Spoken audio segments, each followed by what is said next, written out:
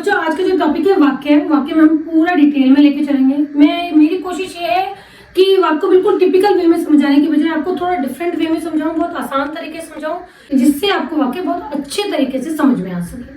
ठीक है, तो आज लेके चल रहे हैं वाक्य अगर हम टॉपिक लेके चलते हैं तो सबसे पहले हमें टॉपिक की डेफिनेशन के बारे में पता होना चाहिए। वाक्य खुद क्या है, खुद अपने आप में। जब भी आप किसी टॉपिक को रिवाइज करते हो, कोई भी टॉपिक लेके चलो, संज्ञा, सर्वनाम, विशेषण, तो पहले उस टॉपिक के बारे में पता होना चाहिए ये क्या है। इसके पार्ट्स के बाद वाक्य होती है। तो अगर हम वाक्य के बारे में बात करें, वाक्य क्या है, लास्ट क्लास में हमने बात की थी शब्द की, पद की, पदबंध की। आज वाक्य की बात कर रहे हैं। वाक्य की अगर हम डेफिनेशन की बात करूं तो वाक्य क्या है, शब्दों का सार्थक समूह। सबसे पहली बात करते हैं हम शब्दों का सार्थक समूह के बारे में। अब सार्थक समूह का मतलब क्या है, सभी बच्चों को ये बात पता होगी, सभी लोगों को ये बात पता होगी। सार्थक वर्ड कैसे बनाए, से प्लस अर्थ। से प्लस अर्थ से क्या मतलब, मीनिंगफुल, उसका कोई मीनिंग होना चाहिए।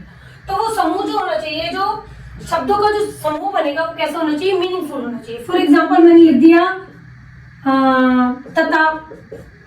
अब तता को कोई मतलब नहीं है, लेकिन ता को मैं हटा दूं, पत्ता, तो पत्ता एक शब्द है। ठीक है, तथा उसका कोई मीनिंग नहीं है, वो निरर्थक है, इसलिए हम उसे शब्द का नाम नहीं दे सकते। कुछ आप बुक में देखोगे सार्थक शब्द, निरर्थक शब्द, लेकिन वाक्य की अगर मैं बात करूं तो वाक्य के अंदर हमें कौन से शब्द लेने हैं, सार्थक शब्द लेने हैं, जिनका अपने आप में कोई मीनिंग होता है।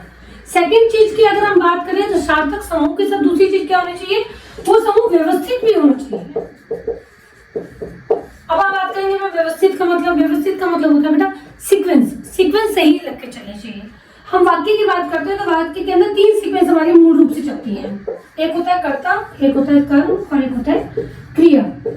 हम ऐसे नहीं बोल सकते जा, है, रहा, गांव, लड़का, हम ऐसे नहीं बोल सकते, ये वाक्य नहीं कहलाएगा। यहाँ पे शब्दों से सारे सार्थक है, इसका भी मीनिंग है, इसका भी है, इसका भी है, इसका भी है, इसका भी है, लेकिन ये सब व्यवस्थित नहीं है। जब ये व्यवस्थित हो जाएंगे तब हम इनको वाक्य कहेंगे। हमें सार्थक तो ले लिए हमने समूह, अब हमें शासन का सीक्वेंस भी सही करना है। तो अब हम क्या लिखेंगे, लड़का, गांव, जा रहा है। ठीक है, तो लड़का हो गया हमारा कर्ता, गांव हो गया हमारा कर्म, जा रहा है हमारा हो गया क्रिया। इनके अपने अपने मीनिंग भी है और अभी सही सीक्वेंस में भी लगे हुए, व्यवस्थित समूह भी है, इसलिए हम इसको पूरे को क्या कहेंगे, एक वाक्य।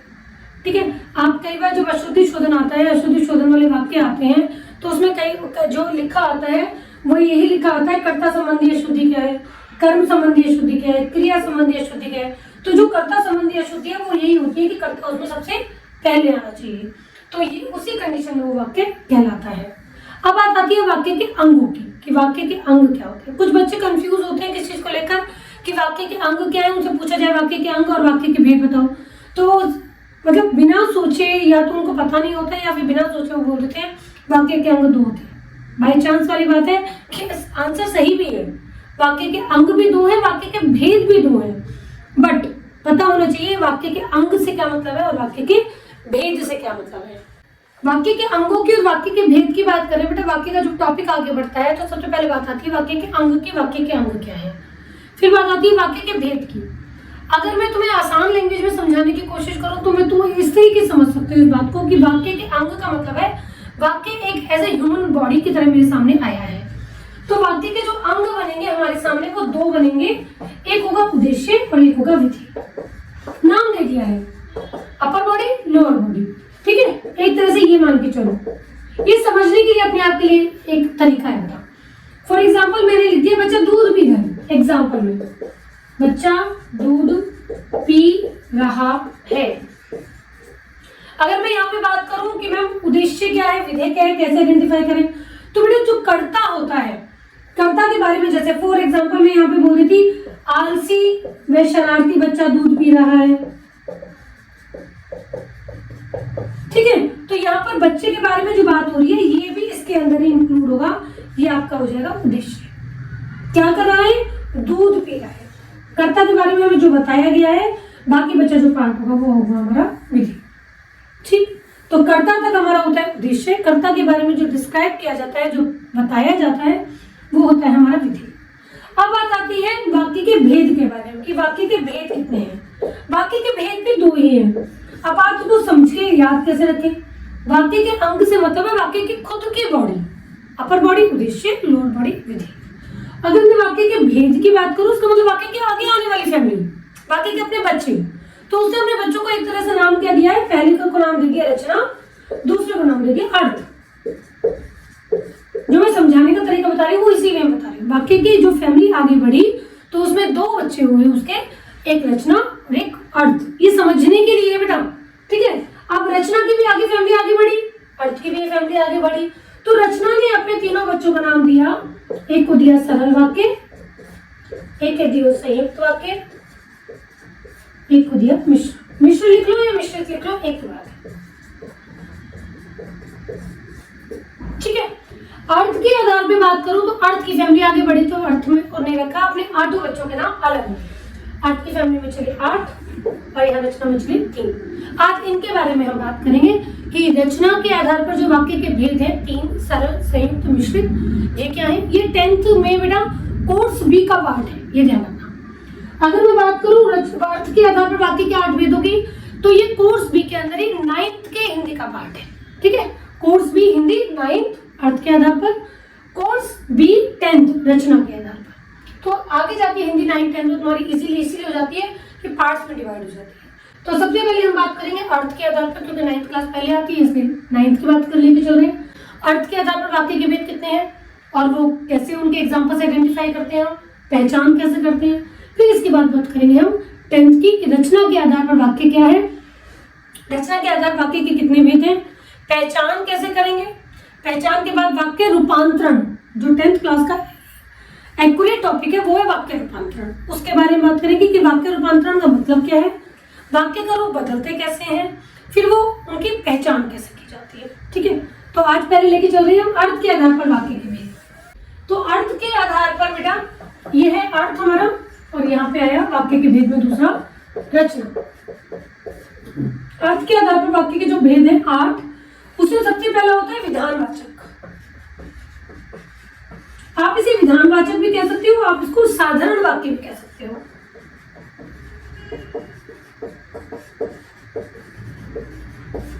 दूसरा है इसके अंदर निषेधवाचक। निषेधवाचक का मतलब होता है जो तुम्हें ना का बोध करे, जो ना करे, नकारात्मकता का बोध हो। थर्ड होता है प्रश्नवाचक।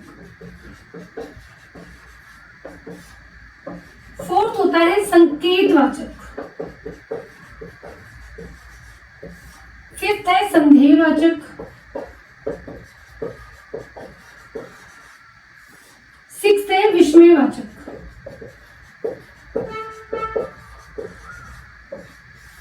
सेवंथ है आज्ञावाचक और 8वां है इच्छावाचक। अब देखो इनको आइडेंटिफाई कैसे करेंगे, बहुत आसान है। अर्थ के आधार पर वाक्य भेद हमारे पास 2 तरीके से क्वेश्चन आते हैं कि एक तो वाक्य भेद बताओ कौन सा वाक्य है अर्थ के आधार पर, दूसरा चेंज करने के लिए आता है जिसको हम कहते थे वाक्य रूपांतरण, वाक्य का रूप बदलना। अगर अर्थ के आधार पर वाक्य रूपांतरण आता है तो क्वेश्चन क्या आएगा, निषेधवाचक है उसको संकेतवाचक में कन्वर्ट कर दो, संकेतवाचक में बदल दो। विस्मयवाचक है उसको इच्छावाचक में बदल दो। आज्ञावाचक है उसको विधानवाचक में बदल दो। लेकिन उसके लिए हमें पता होना चाहिए विधानवाचक क्या है, निषेधवाचक क्या है, प्रश्नवाचक क्या है। विधानवाचक जैसे कि मैं आप लोगों को बिल्कुल बता चुकी हूँ, साधारण वाक्य, बिल्कुल सिंपल वाक्य है। जैसे कि एक सिंपल सेंटेंस, बच्चा पढ़ रहा है, ये हो गया हमारा विधानवाचक। विधानवाचक और साधारण वाक्य बिल्कुल ठीक, बिल्कुल सिंपल सेंटेंस। अगर मैं रचना के आधार पर बात करूं तो इसको आइडेंटिफाई कर सकती हूँ बेटा इसके अंदर ही।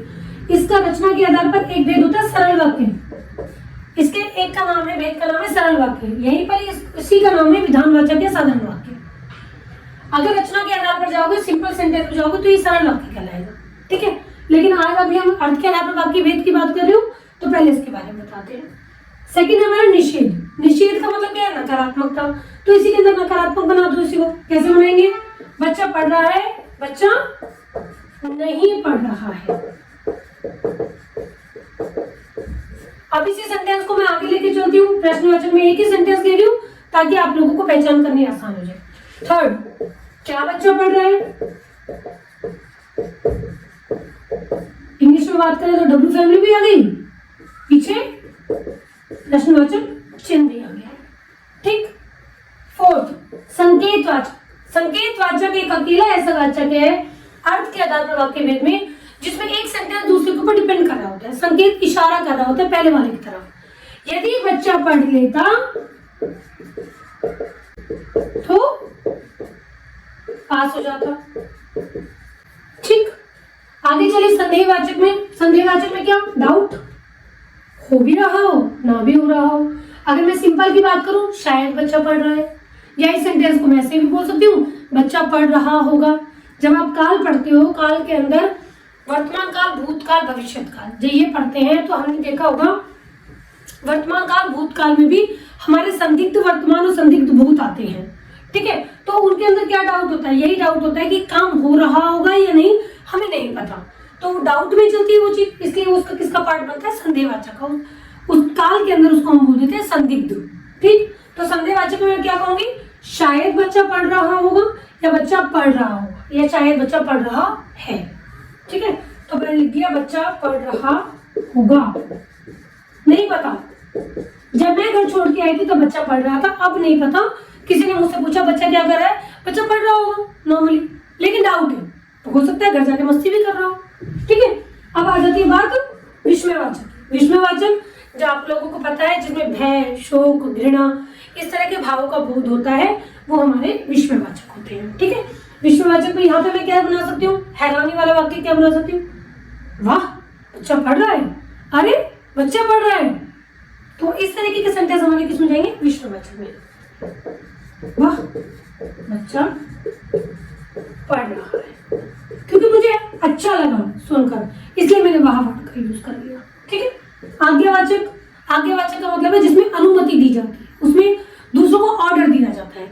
आज्ञावाचक का मतलब बेटा, एक कुछ लोग ये भी लेके चलते हैं कि मुझे परमिशन मिली है, ठीक है, किसी भी काम को करने की। आज्ञावाचक से मतलब यहाँ पे होता है आदेश देना। ठीक, तो आदेश देने में मैं क्या लेके चलूंगी, बच्चों पढ़ो, खिड़की बंद कर दो, एक गिलास पानी ले आओ, किताबें खोलो, काम करना शुरू करो। तो ये सब किसमें आएंगे, आज्ञावाचक के अंदर, जिसके अंदर आदेश दिया गया है किसी भी काम को करने का। और लास्ट बचा बेटा इच्छावाचक। इच्छावाचक के अंदर होता है जिसमें आप प्रे करते हो या अपनी इच्छा रखते हो कि ऐसा कुछ होता। तो मैं इस सेंटेंस को कैसे बोल सकती हूँ, भगवान करे बच्चा पढ़ ले, मेरी इच्छा है कि बच्चा पढ़ ले, काश बच्चा पढ़ लेता। तो इस तरह के सेंटेंस जो किस में आते हैं, हमारे इच्छावाचक में आता है। ठीक है, काश बच्चा पढ़ लेता, तो ये हो गया हमारा इच्छावाचक।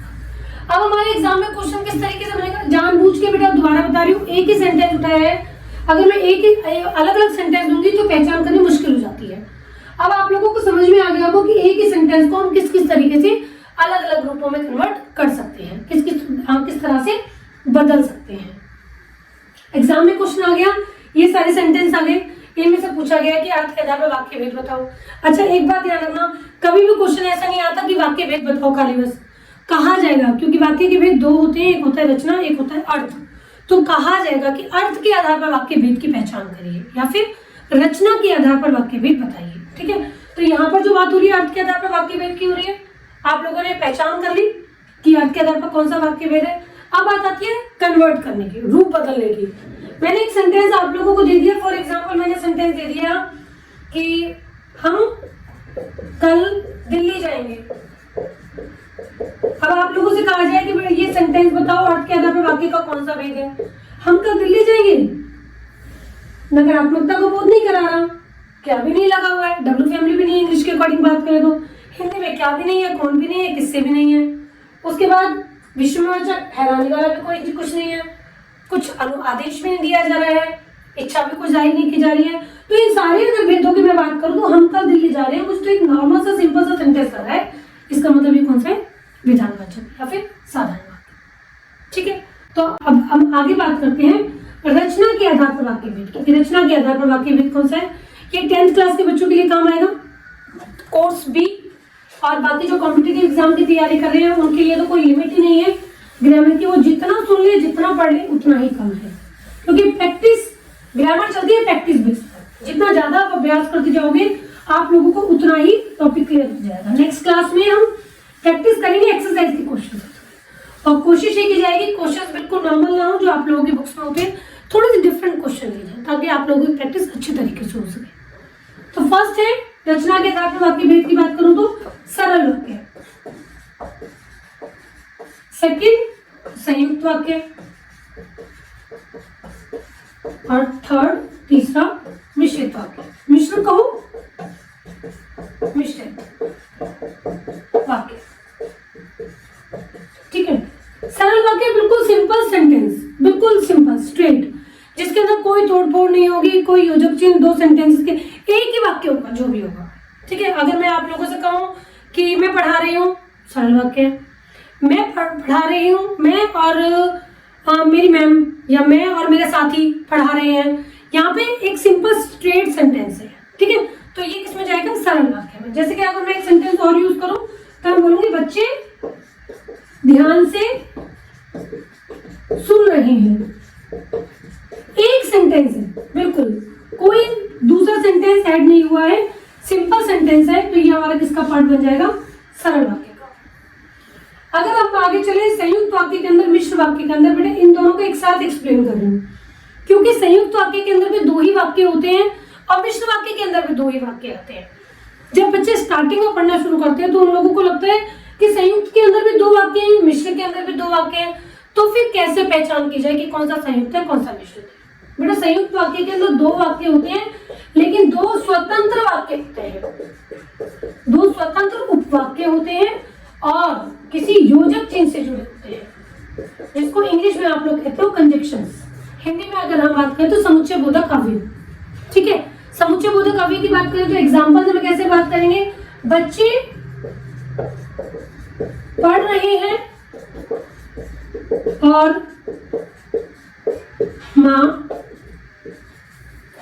खाना बना रही है। अगर मैं बात करूं तो मैं कैसे बोलती हूँ इनको दो अलग अलग सेंटेंस, अगर मुझे सरल बनाना होता तो मैं इनको दो अलग अलग सेंटेंस में बोलती।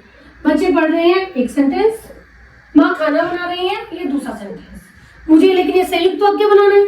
संयुक्त वाक्य का मतलब होता है जिसमें दो स्वतंत्र उपवाक्यों को किसी योजक चिन्ह के माध्यम से एक बना दिया जाता है। क्रिया भी दो होंगी, हो सकता है कर्ता भी उसके अंदर दो हो, कर्ता हो सकता है एक भी हो, लेकिन क्रिया दो ही मिलेंगी और किसी योजक चिन्ह का प्रयोग अवश्य ही किया जाएगा। और तथा, किंतु, परंतु, अथवा, या, लेकिन, ठीक है। तो इस तरह के सेंटेंस, इस तरह के योजक चिन्ह यूज होते हैं संयुक्त वाक्य के अंदर। अब मैं बात करती हूँ मिश्र वाक्य की या मिश्रित वाक्य। मिश्रित वाक्य के अंदर भी दो ही वाक्य होते हैं, दो उपवाक्य चलते हैं। अब दो उपवाक्य कैसे, इसके अंदर दोनों के दोनों उपवाक्य स्वतंत्र हैं, दोनों का आपस में कोई लिंक नहीं है, दोनों बिल्कुल अलग अलग हैं। लेकिन मिश्र वाक्य की बात करूं तो मिश्र वाक्य के अंदर दो वाक्यों में एक प्रधान होता है और दूसरा आश्रित होता है। इसका प्रधान और आश्रित का मतलब ये है कि जब आप एक सेंटेंस बोलते हो, जब तक आप दूसरा सेंटेंस नहीं बोलोगे वो आपको इनकम्प्लीट लगेगा। फॉर एग्जाम्पल मैं आप लोगों से सेंटेंस बोल रही हूँ, जब बच्चे पढ़ रहे थे, तो सबका मैम आगे बोलो, जब बच्चे पढ़ रहे थे तो दूसरा सेंटेंस भी आना चाहिए ना। क्या हुआ, जब बच्चे पढ़ रहे थे तभी पापा आ गए, जब बच्चे पढ़ रहे थे तभी माँ ने खाना बनाना शुरू कर दिया, जब बच्चे पढ़ रहे थे तभी अच्छा सा गाना बज गया, जब बच्चे पढ़ रहे थे तभी दादी ने बुला लिया। कुछ भी हो सकता है। तो अधूरा है जब तक आपने दूसरा सेंटेंस नहीं बोला। तो इसीलिए हम उसको कहते हैं एक वाक्य जो है, एक वो है प्रधान और दूसरा है उसके ऊपर डिपेंडेंट, क्योंकि एक सेंटेंस बोलने के बाद दूसरे की आपको जरूरत पड़ेगी ही पड़ेगी। जबकि संयुक्त वाक्य में ऐसा नहीं होता। संयुक्त वाक्य में दो अलग अलग सेंटेंसेस को जोड़कर, योजक चिन्ह से जोड़कर हम एक बनाते हैं, जबकि मिश्रित वाक्य के अंदर एक सेंटेंस प्रधान होता है, दूसरा आश्रित होता है। एक एग्जाम्पल और देखो, दूसरा एग्जाम्पल अगर मैं लेके चलूं तो, जैसे ही घंटी बजी, ये बच्चों का बहुत कॉमन सेंटेंस है, क्योंकि इसका सेकंड पार्ट बच्चे मेरे लिखने से पहले ही बोल देंगे, जैसे ही घंटी बजे बच्चे भागे, क्योंकि बच्चे वेट कर रहे होते घंटी बजने का। तो यहाँ पे जैसे ही घंटी बजी वैसे ही प्रधानाचार्य आ गए। वैसे ही प्राचार्य आ गई, या फिर वैसे ही प्रिंसिपल मैम आ गई, अगर इंग्लिश में वर्ड यूज करो तो दूसरा सेंटेंस तुम लोगों के अकॉर्डिंग कुछ और था, मैंने कुछ और बोला है। तो इसका मतलब एक सेंटेंस बोलने के बाद दूसरा कंप्लीट करने की जरूरत पड़ेगी ही पड़ेगी, दूसरे सेंटेंस को लाना ही पड़ेगा। तो उस कंडीशन में हमारा कौन सा होता है, मिश्रित वाक्य। ठीक है, अब बात आती है, ये आप लोगों को होप सो क्लियर हो गया होगा, पूरी उम्मीद है। अगर ये क्लियर नहीं भी हुआ है तो मैं एक्सरसाइज के जब क्वेश्चंस करूंगी तो आप लोगों को बहुत अच्छे तरीके से क्लियर हो जाएगा। अब ये पार्ट आगे भी सरल वाक्य और संयुक्त वाक्य यहीं पर खत्म हो जाते हैं, इतने भी इनकी डिटेल है। लेकिन मिश्र वाक्य की बात करें तो मिश्र वाक्य में आगे भी क्वेश्चंस बनते हैं। अभी बेटा एक बच्चे ने क्वेश्चन पूछा है मुझसे कि मैम प्रधान और आश्रित कैसे बताएंगे कि प्रधान क्या है, आश्रित वाक्य कौन सा है, प्रधान उपवाक्य कौन सा है, आश्रित उपवाक्य कौन सा है। दूसरा एक और चीज थी जो मैंने आप लोगों को बताया था, ये कमेंट्स में कई बार लिखे हो जाते हैं, कई बार क्लास में भी बच्चे उस बात को पूछ लेते हैं। मैंने यहाँ पर बोला था योजक चिन्ह, योजक चिन्ह तो बेटा डैश होता है, इस तरीके से हम यूज करते हैं जब विराम चिन्ह। मुझसे मेरी गलती है, बाई चांस निकल गया है, योजक चिन्ह नहीं है, योजक शब्द है। जो और, तथा, किंतु, परंतु, अथवा, या, मगर, ये सब योजक शब्द है। योजक शब्दों के द्वारा हमारा संयुक्त वाक्य जुड़ा होता है। मिश्रित वाक्य की बात करेंगे तो दो वाक्य, एक हो गया प्रधान, एक हो गया आश्रित। अब ये क्वेश्चन बिल्कुल सही है कि पहले कैसे पता लगे कि मैम ये प्रधान है या आश्रित है। मैंने एक सेंटेंस आप लोगों को लास्ट क्लास में अभी बताया था पीछे, यदि बच्चे पढ़ लेते तो क्या होता, बच्चे पास हो जाते, तो डिस्ट्रिक्ट में टॉप कर जाते, तो घर परिवार में नाम हो जाता, तो सब टीचर जान जाते। यानी कि दूसरा सेंटेंस आने की जरूरत है। तो मैंने बोला यदि बच्चे इस यदि को सुनने के बाद ही माइंड में क्लिक कर जाता है कि ये मिश्रित वाक्य है। ठीक है, अब सेंटेंस में कंप्लीट कर रही हूँ, यदि बच्चे पढ़ लेते तो पास हो जाते। अब कैसे पता चले कि प्रधान है और आश्रित है, इसका मतलब ये प्रधान ये आश्रित, बिल्कुल नहीं। प्रधान और आश्रित को पहचान पता करने का तरीका बेटा सबसे अच्छा तरीका होता है, पहले इसको सरल वाक्य में कन्वर्ट करके देखो। जब आप इसको सरल वाक्य में कन्वर्ट करोगे तो इस सेंटेंस, दो सेंटेंस है, इसका मतलब क्रिया भी दो ही है, एक फर्स्ट पार्ट की क्रिया है, एक दूसरे पार्ट की क्रिया है। तो कन्वर्ट जब सरल वाक्य में आप इसको बदलोगे, सरल वाक्य में इसका रूप बदलोगे, तो जिस पार्ट की क्रिया चेंज हो जाएगी वो आश्रित है, जिस पार्ट की क्रिया चेंज नहीं होगी वो प्रधान है। अब इस बात को ध्यान कैसे रखें, प्रधान का मतलब होता है बेटा जो हेड है ना, तो हेड तो हमेशा एक ही होता है, तो वो कभी भी किसी चीज का रूप बदलना नहीं चाहता। आश्रित होती है उसके ऊपर डिपेंडेंट, तो उसका रूप बदल भी जाएगा। उसकी जगह जैसे मैंने किसी बंदे को बुलाया, गेस्ट में अतिथि को बुलाया, अब उनके साथ में कुछ और लोग भी आने वाले हैं, तो गेस्ट जो मेन है वो तो आएगा ही आएगा, उसके बाद में साथ में आने वाले लोग, दो लोग आ रहे थे, वो दो हटके चार कोई और आ गया, चार हटके कोई छह आ गया, तो वो लोग क्या हो गए, आश्रित हो गए। मैं उनमें से किसी को भी रख सकती हूँ, लेकिन प्रधान जो होता है वो वीआईपी है, वो अपने अंदर किसी तरह का कोई चेंज नहीं करेगा, उनको चेंज नहीं किया जाएगा, बदला नहीं जाएगा। तो इस सेंटेंस के अंदर भी ऐसा ही है। मैंने इसको सिंपल बनाया, यदि बच्चे पढ़ लेते तो पास हो जाते। अब मैं इसको सरल वाक्य के लिए क्या करूंगी, बच्चे पढ़ लेने पर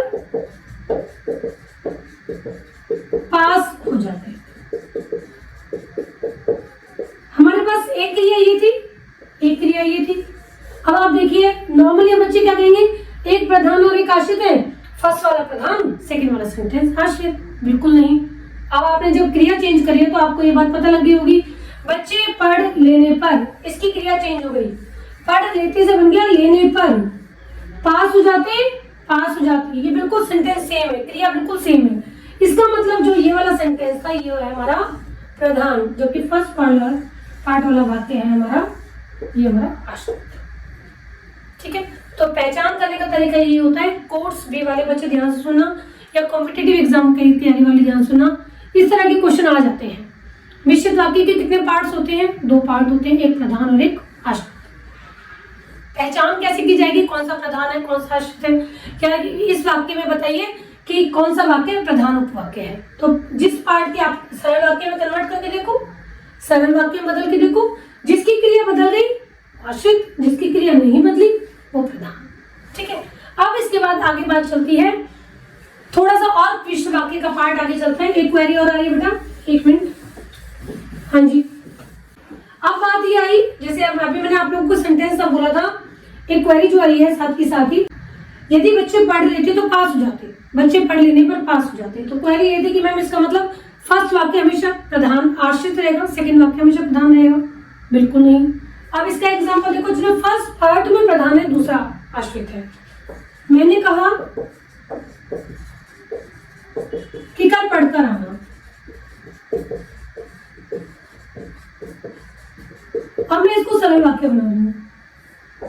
मैंने कल पढ़कर आने के बारे में कहा, या पढ़ के आने के लिए कहा। अब बारे में छोड़ देती हूँ, पढ़ के आने के लिए कहा। जो एक्यूरेट सेंटेंस है वो ये बनेगा। अब आप देखेंगे कि मैंने कहा, मैंने ये ना कहा, क्रिया बिल्कुल एज इट इज है, जबकि पढ़कर आने का रूप चेंज हो गया, पढ़कर आने के लिए। तो जिस पार्ट की क्रिया चेंज हो जाएगी वो हमारा क्या होगा? आश्रित। मैंने कहा एज इट इज हमारे पास है, इसका मतलब ये वाला पार्ट हमारा क्या है? प्रधान। और इस वाले पार्ट की क्रिया चेंज हुई है, इसका मतलब ये क्या है? आश्रित। ठीक है, तो आप लोगों को ये क्लियर हो गया होगा। प्रधान और आश्रित में जरूरी नहीं है कि फर्स्ट पार्ट प्रधान होगा सेकंड आश्रित होगा, और जरूरी नहीं है फर्स्ट पार्ट आश्रित होगा सेकंड प्रधान होगा। ठीक, तो आप लोगों को ये समझ में आ गया होगा कि प्रधान वाक्य उपवाक्य कौन सा है और आश्रित उपवाक्य कौन सा है। एग्जाम में जो केवल क्वेश्चन बनेगा वो आप लोगों का ऐसे बनेगा। एक बात ध्यान रखना, मैंने लास्ट टाइम आपको क्लास में कहा था कि हर एक पदबंध का उदाहरण आपको पता होना चाहिए, हर एक समास का एग्जाम्पल आप लोगों को पता होना चाहिए, डेफिनेशन पता होनी चाहिए, एग्जाम्पल पता होना चाहिए। यहाँ पर मैं आप लोगों से कहूंगी कि सरल वाक्य की डेफिनेशन आप लोगों को पता होनी चाहिए। अगर मैं आसान शब्दों में और बात करूं तो सरल वाक्य की एक सिंपल सी परिभाषा है, जिसमें एक उद्देश्य और एक विधेय होता है, वो सरल वाक्य होता है। लास्ट टाइम बच्चों के सामने क्वेश्चन आया था, किस वाक्य में एक ही उद्देश्य और एक ही विधेय होता है। बच्चे कंफ्यूज हो गए क्योंकि उनके बाद दिमाग में ये था कि एक सिंपल सेंटेंस, वो यही सुनते आ रहे हैं परिभाषा में। तो एक उद्देश्य एक विधेय, सीधी सी बात है। मैंने यहाँ पे सेंटेंस आप लोगों के सामने लिखा कि मोहन पढ़ रहा है। मैंने आप लोगों को बताया था कि वाक्य के दो अंग होते हैं, बाकी खुद के बॉडी पार्ट्स को दो पार्ट्स में डिवाइड किया था, एक अपर बॉडी, एक लोअर बॉडी। तो कर्ता हमारे क्या है? मोहन। ये उद्देश्य ये कर्ता है, क्योंकि और कर्ता के बारे में क्या बताया जा रहा है कि वो पढ़ रहा है, ये विधेय है। तो डेफिनेशन अपने आप ही तैयार हो जाती है, एक उद्देश्य एक विधेय। तो किस वाक्य में होता है? सरल वाक्य में होता है। ये चीज आप लोगों को ध्यान रखनी है। बेटा नियम कोई भी चीज याद करने की नहीं होती, जब आप प्रैक्टिस कर रहे हो तो आप डेफिनेशन खुद तैयार कर सकते हो। ठीक है, तो सरल वाक्य जिसमें एक उद्देश्य एक विधेय होता है। संयुक्त वाक्य कितने वाक्य? कि कम से कम मेरे पास दो वाक्य होने चाहिए, दो वाक्य होंगे और किससे जुड़े होंगे? किसी भी योजक शब्द से जुड़े होंगे। और वो वाक्य कैसे होंगे? स्वतंत्र होंगे। ये बात ध्यान रख के चलना। संयुक्त वाक्य के अंदर दो स्वतंत्र उपवाक्य होते हैं और किसी योजक शब्द से जुड़े होते हैं। मिश्रित वाक्य की अगर डेफिनेशन की मैं बात करूं, दो उपवाक्य होते हैं जिनमें से एक प्रधान और दूसरा आश्रित उपवाक्य होता है। एक एग्जाम्पल तो आप लोगों को हमेशा माइंड में क्लिक होना ही चाहिए, याद रखना ही चाहिए कि किस वाक्य के बारे में क्या है। ठीक है, अब आगे बात आती है कभी कभार जो हमारा क्वेश्चन होता है और डिटेल में अगर बाई चांस क्वेश्चन पूछा जाता है तो बात आती है कि प्रधान और आश्रित, यहीं पर बात खत्म हो गई? नहीं, यहाँ पर बात खत्म नहीं हुई। क्यों? क्योंकि आश्रित उपवाक्य जो है इसके भी आगे जाके तीन पार्ट्स होते हैं। इसके हो गए आगे आगे तीन पार्ट। एक हो गया संज्ञा आश्रित उपवाक्य, और एक हो गया विशेषण आश्रित उपवाक्य, और एक हो गया क्रिया विशेषण आश्रित उपवाक्य। ठीक है, अभी फिलहाल एक बार रिवाइज करवा रही हूँ, आप लोग ध्यान रख के चलना कि वाक्य क्या है? शब्दों का सार्थक व व्यवस्थित क्रम वाक्य कहलाता है। वाक्य के अंग दो, एक उद्देश्य एक विधेय। वाक्य के भेद दो, एक रचना के आधार पर और एक अर्थ के आधार पर। रचना के आधार पर वाक्य के भेद कितने? तीन, सरल, संयुक्त, मिश्रित। अर्थ के आधार पर मैं आपको पीछे बता चुकी हूँ वाक्य के भेद कितने? 8। वो बहुत आसान है आप लोगों को लिए पहचान करनी। जब आप प्रैक्टिस करते जाओगे, लास्ट अगली क्लास में जो आप लोग कराऊंगी वो प्रैक्टिस उन्हीं चीजों की कराऊंगी, ताकि आप लोगों को आसान हो जाए कि अर्थ के आधार पर जो पहचान की जाएगी वो कैसे की जाएगी और कौन सा वाक्य है। रचना के आधार पर वाक्य के बीच सरल, संयुक्त, मिश्रित, अभी अभी मैंने इनके बारे में बताया। प्रधान आश्रित का अपने माइंड में रख के चलना कि बेटे कैसे प्रधान की पहचान करोगे, कैसे आश्रित की पहचान करोगे। प्रधान के कोई पार्ट नहीं है क्योंकि प्रधान तो वीआईपी है, एक ही है, तो वो अकेला ही है, अकेला ही है, ठीक है, वो अपने आप में हेड है, तो इसके कोई पार्ट नहीं है। लेकिन आश्रित में हमने बताया था कि 2 की जगह 4 भी आ रहे हैं, 4 की जगह 2 भी आ रहे हैं, वो चेंज भी हुए। तो आश्रित के आगे जाके 3 पार्ट्स बन जाते हैं। एक हो जाता है संज्ञा आश्रित, एक होता है विशेषण आश्रित वाक्य और एक होता है क्रिया विशेषण आश्रित वाक्य।